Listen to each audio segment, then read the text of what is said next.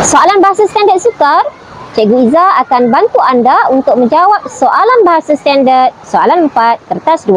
Langkah yang pertama, baca soalan, baca petikan klasik yang diberikan. Cuba penggalkan atau pisahkan kepada ayat supaya lebih mudah untuk anda menukar daripada bahasa klasik kepada bahasa standard. Langkah yang kedua, kenal pasti apa yang perlu dikekalkan, apa yang perlu digugurkan dan apa yang perlu diubah. Apa yang perlu dikekalkan? Yang pertama, dari segi perenggan. Sekiranya soalan beri 2 perenggan, maka anda perlu tulis jawapan dalam 2 perenggan juga. Susunan ayat, bilangan ayat juga perlu sama, perlu dikekalkan. Watak dan latar tempat juga tidak boleh diubah, perlu dikekalkan.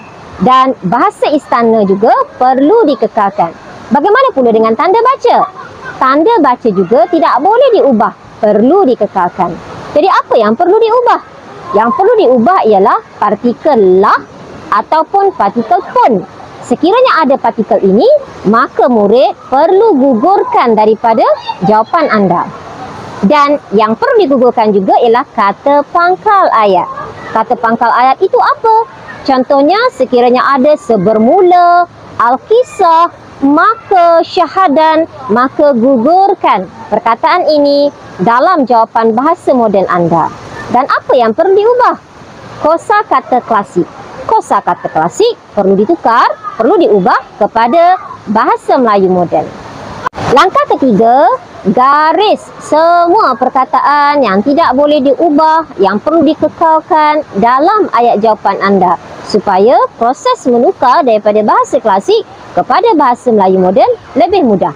Dan langkah yang terakhir ialah tukar. Tukarlah semua kosakata klasik kepada bahasa Melayu moden dan hanya kekalkan apa yang tidak boleh diubah dalam ayat jawapan anda. Mudah kan? Semoga bermanfaat. Selamat menjawab semua.